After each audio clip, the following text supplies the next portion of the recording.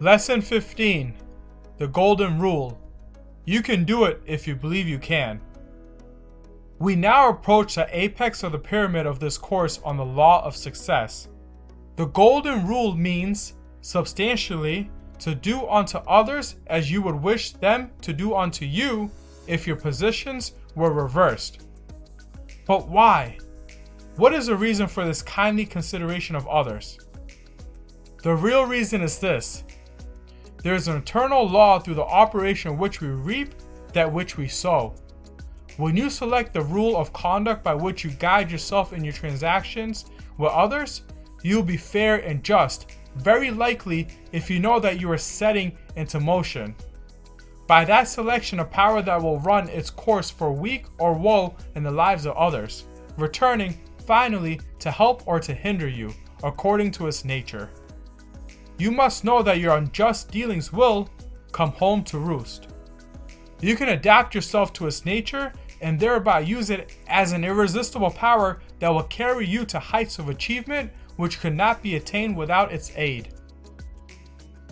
The power of prayer. No man can attain success in its highest form without the aid of earnest prayer. You must have hope, believe in a higher power, and achieve your purpose with faith. Religion does well with emotions. With faith, you can believe, and this belief can go long in your definite chief aim. It is easy when all is going well to overlook prayer and forget in a higher power. By no means is this lesson to teach you to always pray and rely on praying without putting in effort. You must put in effort. But if you're a person who does not believe in a higher power, give prayer a trial after everything else fails to bring you a satisfying success. A passive attitude toward the Golden Rule will bring no results. It is not enough merely to believe in the philosophy, while at the same time failing to apply it in your relationship with others. If you want results, you must take an active attitude toward the Golden Rule. Since we know the meaning of the Golden Rule, you may think, why is honesty not one of the rules? If you truly study the Golden Rule, you will understand that this Golden Rule makes dishonesty impossible, including selfishness, greed, envy, bigotry, hatred, and malice. Whatever we do unto others, we do to ourselves. Here's a code of ethics that Napoleon Hill mentions. 1. I believe in the Golden Rule as the basis of all human conduct. Therefore, I will never do to another person that which I would not be willing for that person to do to me if our positions were reversed. 2. I will be honest, even to the slightest detail, in all my transactions with others, not only because of my desire to be fair with them, but because my desire to impress the idea of honesty on my own subconscious mind, thereby weaving this essential quality into my own character. 3. I will forgive those who are unjust toward me, with no thought as to whether they deserve it or not, because I understand the law through which forgiveness of others strengthens my own character and wipes out the effects of my own transgressions in my subconscious mind. 4th, I will be just, generous, and fair with others always, even though I know that these acts will go unnoticed and unrewarded in the ordinary terms of reward, because I understand that one's own character is but the sum total of his own acts and deeds. 5th, whatever time I may have to devote to the discovery and exposure of the weaknesses and faults of others, I will devote more profitably to the discovery and correction of my own. 6. I will slander no person, no matter how much I may believe another person may deserve it, because I wish to plant no destructive suggestions in my own mind. 7.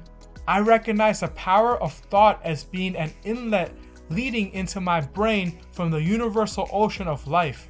Therefore, I will set no destructive thoughts afloat upon the ocean, lest they pollute the minds of others. 8. I will conquer the common human tendency toward hatred, envy, selfishness, jealousy, malice, pessimism, doubt, and fear, for I believe these to be the seeds from which the world harvests most of its trouble. 9. When my mind is not occupied with thoughts that tend toward the attainment of my definite goal in life, I will voluntarily keep it filled with thoughts of courage, self-confidence, goodwill toward others, faith, kindness, loyalty, love for truth, and justice, for I believe these to be the seeds from which the world reaps its harvest of progressive growth. 10. I understand that mere passive belief in the soundness of the Golden Rule philosophy is of no value whatsoever, either to myself or to others.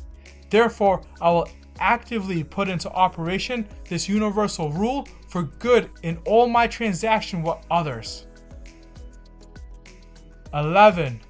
I understand the law through the operation of which my own character is developed from my own acts and thoughts. Therefore, I will guard with care all that goes into its development. 12. Realizing that enduring happiness comes only through helping others find it, that no act of kindness is without its reward. Even though it may never be directly repaid, I will do my best to assist others when and where the opportunity appears. You should keep in mind the facts that this entire process of change takes place through thought. Your character is but the sum total of your thoughts and deeds. Do unto others as you would have them do unto you. The law of an eye for an eye and tooth for a tooth is based upon same law of that upon which the Golden Rule operates. This is nothing more than the law of retaliation, with which all of us are familiar. Even the most selfish person will respond to this law, because he cannot help it. If I speak ill of you, even if I tell you the truth, you will not think kindly of me. You may even retaliate in kind. If I speak positive of you, you may like it and respond well. The Golden Rule to treat others as if you would like to be treated has been heard of before, but we rarely apply it. We may try for a day or two, but how often do you reflect on your words and actions throughout the day? Do you ever think of how you have impacted a person? Reflection has been stated multiple times by me in this course. Reflect, reflect, reflect through each of these lessons and tie it to your character. Who are you? How do others perceive you does matter. You judge a book by its cover because it's human nature to. So all the opportunities you let pass you daily is because others judge you off your character. Does that not matter? It matters to the person with a definite chief aim. If it not matters to you, you may not have concluded your definite chief aim.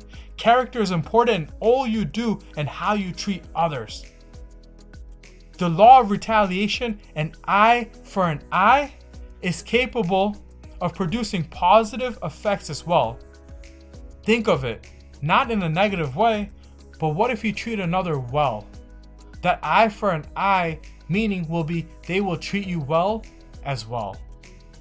Practicing the Golden Rule helps deliver the positive character to your subconscious mind, to help build your character and to turn the simple behavior into habit, thus making you profit from it even if you don't see immediate effect from other people.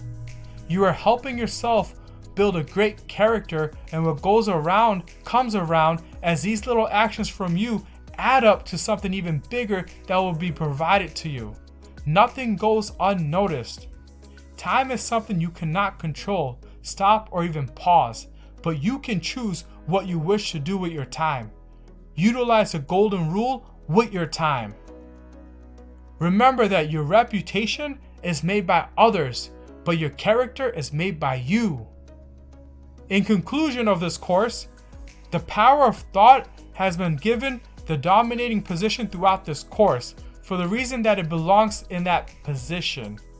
Man's dominating position in the world is a direct result of thought, and it must be this power that you as an individual will use in the attainment of success.